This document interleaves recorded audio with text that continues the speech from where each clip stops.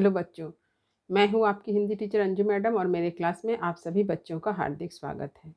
बच्चों, हम लोग विनोद रस्तोगी द्वारा लिखित एकांकी जिसका शीर्षक है बहू की विदा को पढ़ रहे हैं। इस एकांकी से जो महत्वपूर्ण प्रश्न पूछे जाते हैं, विशेषकर लॉन्ग आंसर टाइप के अंतर्गत, तो उन प्रश्नों की मैं एक सूची आप लोगों के समक्ष आज प्रस्तुत कर रही हूँ। आप खूब ध्यान से देखिए और अपने कॉपी में से नोट भी कर लीजिए। पहला है बहू की विदा एकांकी के मूल कथा, कथा वस्तु, सारांश। यानी मूल कथा हो या कथा वस्तु हो या सारांश अपने शब्दों में लिखें। तो सबसे पहले मैंने जिस प्रश्न का उल्लेख किया है उससे संबंधित वीडियो का लिंक मैंने डिस्क्रिप्शन बॉक्स में दे दिया है, और जिन बच्चों ने इस वीडियो को नहीं देखा है वे डिस्क्रिप्शन बॉक्स में दिए गए लिंक को क्लिक करके पूरे वीडियो को अच्छी तरह से देखें और कथा वस्तु को समझें, क्योंकि कथा वस्तु को समझे बिना आप किसी भी प्रश्न का उत्तर नहीं लिख पाएंगे। अब चलिए अगले प्रश्न में, बहू की विदा एकांकी के उद्देश्य को अपने शब्दों में लिखें। तो आज का जो वीडियो है वह एकांकी के उद्देश्य से संबंधित ही वीडियो है, यानी आज मैं आप लोगों को एकांकी के उद्देश्य को समझाऊंगी। 3 नंबर प्रश्न है, बहू की विदा एकांकी में समाज की किस ज्वलंत समस्या को प्रस्तुत किया गया है, अपने शब्दों में लिखें।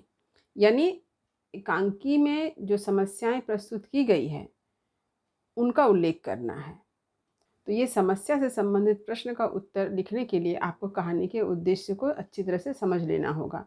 यानी इस प्रश्न से संबंधित उत्तर को लिखने के लिए आपको एकांकी के उद्देश्य को अच्छी तरह से समझ लेना होगा। यदि आप एकांकी के उद्देश्य को भली भांति समझ लेते हैं तो आप समस्या से संबंधित जो भी प्रश्न पूछे जाएंगे आप उसके उत्तर को भी लिख सकेंगे। अगला प्रश्न है, देखिए, जीवनलाल का चरित्र चित्रण कीजिए। यद्यपि इस एकांकी में बहुत सारे पात्र हैं लेकिन प्रमुख पात्र जीवनलाल है, इसलिए जीवनलाल का चरित्र चित्रण जो है परीक्षा में अक्सर पूछा जाता है।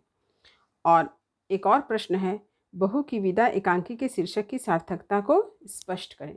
यानी ये जो एकांकी का जो शीर्षक है बहू की विदा, ये सार्थक है और इसकी सार्थकता को आप कैसे स्पष्ट करते हैं इसे आपको अच्छी तरह से अपने शब्दों में लिखना होगा।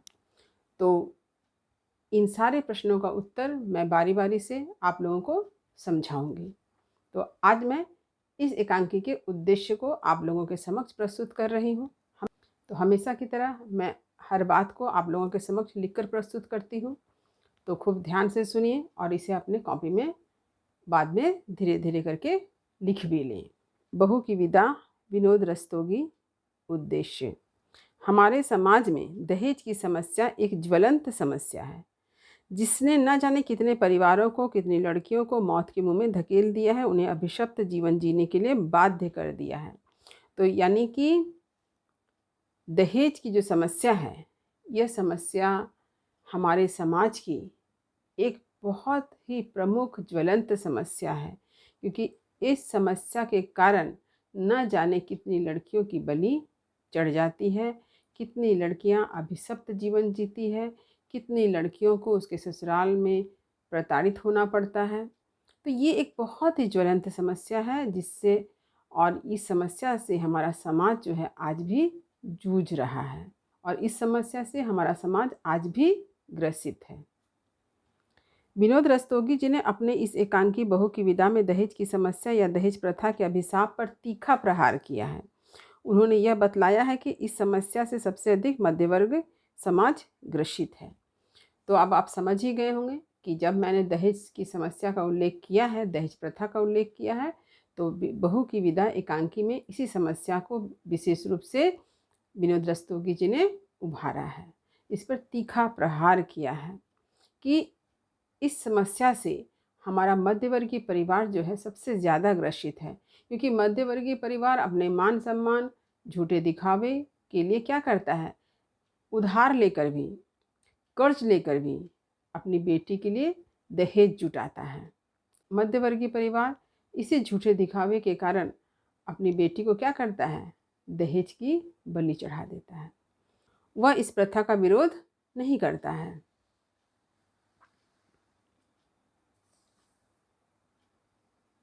यही कारण है कि हम अपने समाज में क्या देखते हैं कि ये जो मध्यवर्गीय परिवार है या कोई भी परिवार रख लीजिए, किसी भी परिवार में जब बेटी का जन्म होता है तो लोग खुशी नहीं मनाते हैं, क्योंकि उन्हें समझ में आता है कि अब तो उन्हें दहेज जुटाना पड़ेगा।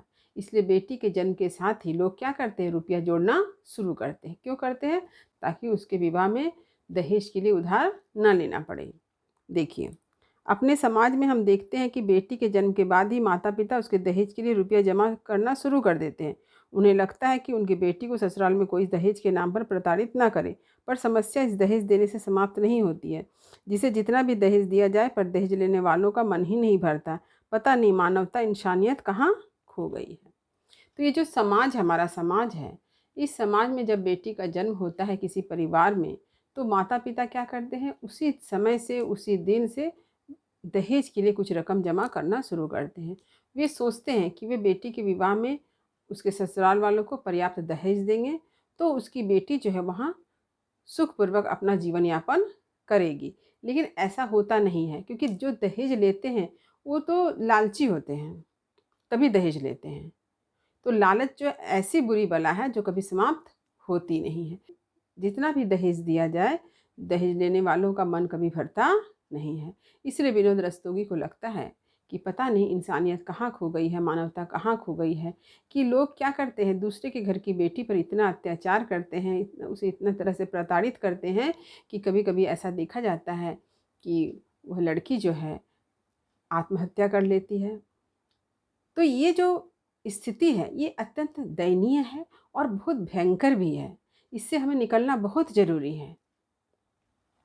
बहू की विदा एकांकी में जीवनलाल अपनी पुत्रवधू को मायके विदा करने की अनुमति इसलिए नहीं देते हैं कि उनको पर्याप्त दहेज नहीं मिला है। उनकी भी एक बेटी है जिसका नाम गौरी है।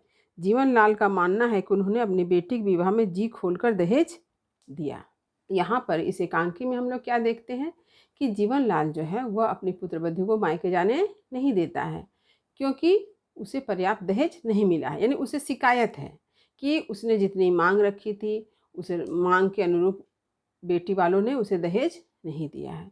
लेकिन उसे इस बात का अभिमान है कि उसने अपनी बेटी गौरी के विवाह में पर्याप्त जी खोलकर खर्च किया है, दहेज दिया है।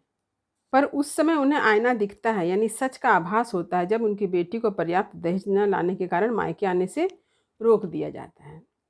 तो जीवनलाल जिस झूठे शान में जी रहे थे कि उसकी बहू ने उसे पर्याप्त दहेज नहीं दिया, लेकिन उसने अपनी बेटी के विवाह में जी खोल कर दहेज दिया है, जी खोल कर खर्च किया है, ये जो झूठा शान है, झूठा दिखावा, ये कब चकनाचूर होता है? जब जीवनलाल का बेटा अपनी बहन को मायके लिवाने के लिए उसके ससुराल जाता है और उसके ससुराल वाले उसे विदा नहीं करते हैं और वो भी शिकायत करते हैं कि उन्हें पर्याप्त दहेज नहीं मिला है। और जब इस बात को जीवनलाल सुनते हैं तो वे सच्चाई का सामना करने के लिए बाध्य हो जाते हैं। जीवनलाल को तब बेटी के पिता होने के कारण पीड़ा का अनुभव होता है। ऐसे समय में वे अपनी गलती स्वीकार कर कमला को विदा करने के लिए तैयार हो जाते हैं। उन्हें यह एहसास हो जाता है कि बहू भी बेटी है, और तब जाकर जीवनलाल को अपनी गलती का एहसास होता है और उसे लगता है कि जैसे उसकी बेटी गौरी है वैसे ही कमला भी किसी की बेटी है। अतः उसने जो व्यवहार कमला के साथ किया, तो उसके माता पिता को, उसके भाई को जिस तरह से कष्ट का अनुभव हुआ, जिस तरह से पीड़ा का अनुभव हुआ है, वैसा ही आज अनुभव किसने किया? जीवनलाल ने किया।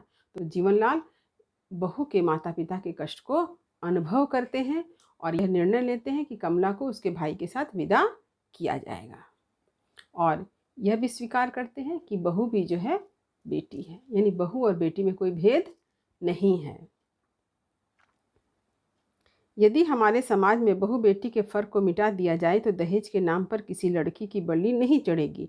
हम दहेज जैसे दानव का अंत करने में सफलता प्राप्त करेंगे। अब चलिए यहाँ पर एकांकीकार के उद्देश्य पर हम दृष्टि देते हैं कि एकांकीकार ने किस उद्देश्य को यहाँ बतलाना चाहा है। तो एकांकीकार ने इसी उद्देश्य को बतलाना चाहा है कि हमारे समाज में दहेज प्रथा किस रूप में, एक दानव के रूप में है। जब तक हम बहू और बेटी के फ़र्क को नहीं मिटाएंगे तब तक दहेज प्रथा का भी अंत हम नहीं कर पाएंगे।